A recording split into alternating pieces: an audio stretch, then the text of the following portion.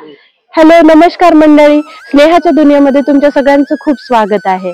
मी स्नेहा आणि आज आपण आलेलो आहोत हेमाडपंथी पाटणा देवी मंदिरामध्ये.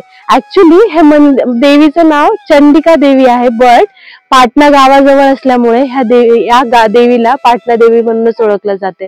हेमाडपंथी हे मंदिरातला त्यांचा जो उजवा हात होता तो इथे पडला होता, त्यामुळे याला वरदहस्त या नावाने सुद्धा ओळखलं जातं. खूप प्राचीन आणि एक आध्यात्मिक वारसा असलेला हे ठिकाण आहे आणि मंदिराचं जे स्ट्रक्चर आहे ते अति प्राचीन आणि दगडाचं जे म्हणतात ना, एक कोरीव काम केलेलं असं मंदिर आहे. मंदिरातली मूर्ती सुद्धा खूप आणि भव्य दिव्य आहे. तुम्हाला दाखवते मंदिर कसं आहे, चला तर पाहू आपण. पाटणा देवी हे ठिकाण महाराष्ट्रातील जळगाव जिल्ह्यातील चाळीसगाव पासून 18 किलोमीटर अंतरावर असलेल्या जागरूक आदिशक्ती चंडिका देवीचे पुरातन मंदिर आहे. हे मंदिर सह्याद्री पर्वताच्या पायथ्याशी उंच चौथाऱ्यावर धवलतीर्थापासून उगम पावलेल्या डोगरी नदीच्या किनारी आहे. जवळच असलेल्या पाटणा या गावामुळे या देवीला पाटणा देवी या नावाने ओळखले जाते.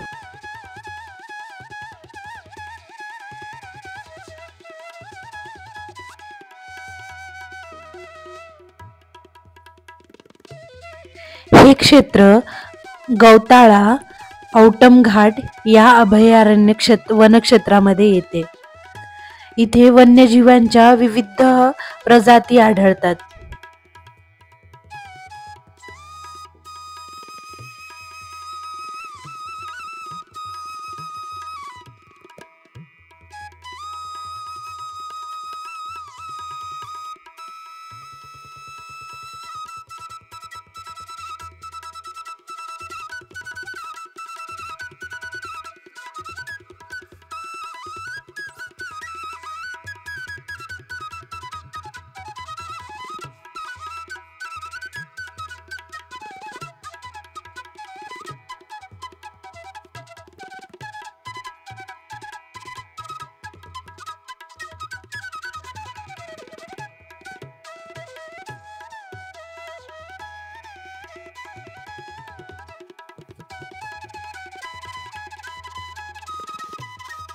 अभयारण्यातून आत आल्यानंतर हे मंदिराचं क्षेत्र दिसते. इथे आपल्याला ओटीचं सामान, खाण्यासाठी भेळ भत्ता फक्त इतकंच मिळते. या अभयारण्यामध्ये चूल पेटवण्यासाठी सक्त मनाई आहे, त्यामुळे काहीच आपल्याला गरम केलेलं म्हणजे भजी, वडापाव अशा गोष्टी काहीच इथे मिळणार नाही.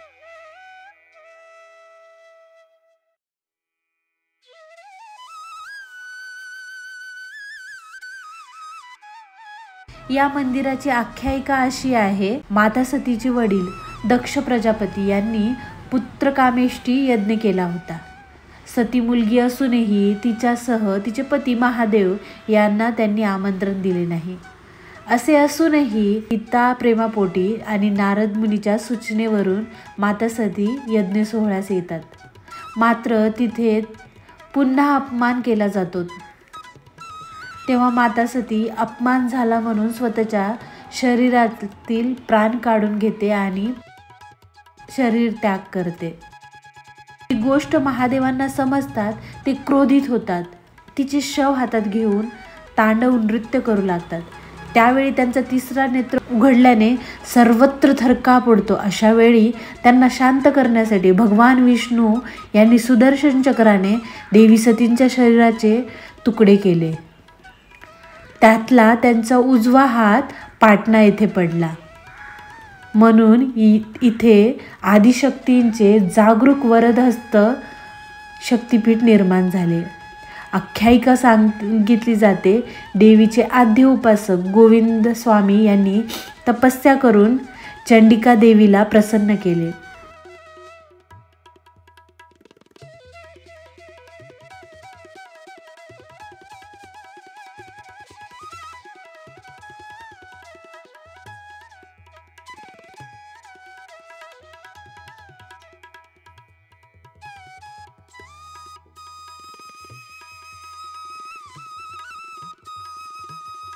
मंदिराच्या चौथाऱ्यावरून मंदिराचे भोवतालचा परिसर म्हणजे वनराईने नटलेल्या पर्वतांचे उंच कडे, रंगीबिरंगी फुलाफळांनी बहरलेले वृक्ष, सापांसारखे नागमोडी खळखळ वाहणारे ओढे, हे सर्व दृश्य पाहताना मन सर्व गृहस्थी जीवन विसरून निसर्गाशी एकरूप झाल्याशिवाय राहत नाही. आदिशक्तीचे हे मंदिर 12व्या शतकात उभारले गेले आहे. राज्यातील हेमाडपंथीय मोठ्या मंदिरामध्ये याची गणना होते. 10 ते 12 फूट उंच चौथरावर याची रचना पूर्वाभिमुख करण्यात आलेली आहे. गाभारा चंद्राकृती असून त्यात 18 कोपरे आहेत. 75 बाय 36 फूट मंदिराची लांबी, रुंदी तर 18 फूट उंची आहे. गाभाऱ्यात सभामंडपामध्ये एक पुरातन शिलालेखी आहे.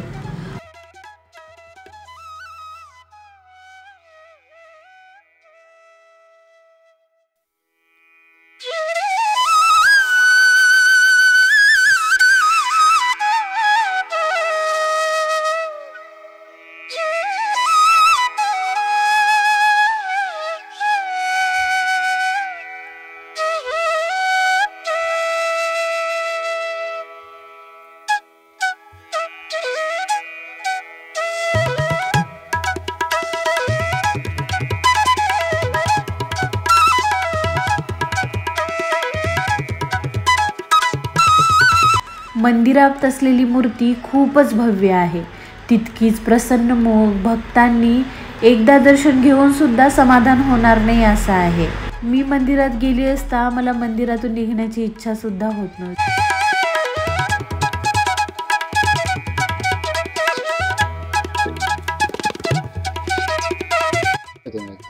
तर आपण पाटणा देवीच्या परिसरात आलेला आहोत. तर तिथे गुरुजी आहेत, आपण त्यांच्याकडून मंदिराचा इतिहास आणि या सगळ्या गोष्टी जाणून घेणार आहोत. तत्पूर्वी गुरुजी मला म्हणजे तुमच्याबद्दलची माहिती सांगा. तुम्ही इथे काय करता आणि त्यानंतर देवीची जे म्हणजे म्हणतात ना एक आख्यायिका किंवा लोकांचे काय आहे हे सगळ्या गोष्टी तुम्ही इतिहास सांगा. मी मंदिरात पुजारी म्हणून आहे. माझं नाव आहे शुभम किशोर शुक्ल. मी राहायला पाटणा गावातच. तर हे जे मंदिर आहे हे पुरातन आहे, पुरातत्वाकडे आहे. तर हे या ज्या मंदिराचे इसवी सन आहे शक 1950ला यादवकालीन हे मंदिर निर्माण झालं होतं. तर ज्यावेळेस सती माताने अग्निकुंडात आपली आहुती दिली होती प्राणांची, तर त्यांच्या शरीराचे 51 तुकडे केले गेले सुदर्शन चक्राने. तर त्यावेळेस पार्वती मातेचा उजवा हात इथे पडलेला होता, म्हणून ह्या स्थळाला जे ते वरदहस्त शक्तीपीठ म्हणून संबोधलं जातात. एकंदरीत गावाचं नाव आहे पाटणा आणि देवीचं नाव आहे चंडिका. पण गावाच्या नावा शून्याचा आविष्कार करणारे प्रसिद्ध गणित भास्कराचार्य आपल्या लीलावती नामक ग्रंथ येथेच बसून लिहिला असं एक शिलालेखात भारतीय पुरातत्वाला मिळालेला आहे. वनखात्याने स्मरणार्थ मंदिराजवळ भास्कराचार्य निसर्ग केंद्र उभारले आहे.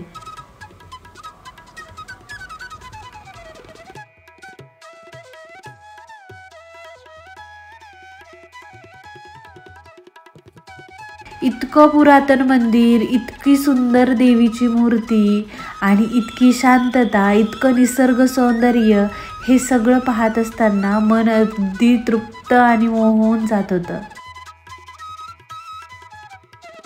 मंदिराचा परिसर अतिशय नयनरम्य आहे. अर्धचंद्राकार सह्याद्री पर्वताचे उंच कडे, विविध वृक्ष, वनस्पती, डोंगरातून खळखळ वाहणारे ओढे, त्यामुळे मन मोहून जाते. पावसाळ्यात ऑगस्ट सप्टेंबरमध्ये येथील वातावरण तर खूप प्रसन्न असते. आम्ही गेलो असता त्यावेळेस सुद्धा पाणी कमी होतं, पण मनाला जे हिरवळ आणि जी शांती देत होतं ते ठिकाण काय सांगायचं.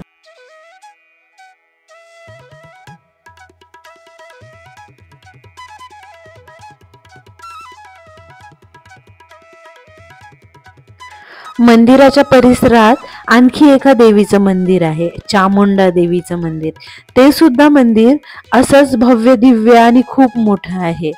तिथे दैत्य सिंह, दैत्याचा संहार करत असताना सिंह असं आपल्याला पाहायला मिळतं.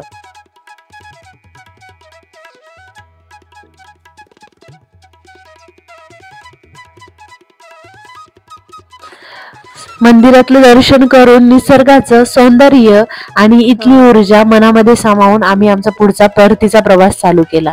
जात असताना एका ठिकाणी थांबून मस्त वनभोजन केलं. घरून आलेले ठेचा, पोळी, भत्ता आणि लाडू हे सगळं खाल्लं आणि निघालो घरी जाण्यासाठी. 5 स्टार हॉटेलला बसून खाल्लेल्या जेवणापेक्षा इथे खाल्लेल्या जेवणाला खूप चव येते. मग चला तर आपला परतीचा प्रवास चालू करू. तर मंडळी, व्हिडिओ कसा वाटला कमेंट सेक्शन मध्ये नक्कीच सांगा. आणि हो, चॅनलला सबस्क्राईब केलं नसेल तर सबस्क्राईब करा, लाईक करा आणि असंच भरभरून प्रेम द्या. आणि जे टुरिस्ट प्लेस आहेत जवळपासच्या, मी ते सगळंच तुम्हाला दाखवण्याचा प्रयत्न करत राहील. आणि तुम्हाला नवीन कुठलं काही प्लेस पाहायचं असेल, तुम्हाला माहिती असेल इथे जवळपास, तर तुम्हाला नक्की कमेंट सेक्शन मध्ये सांगा. चला, तोपर्यंत बाय बाय.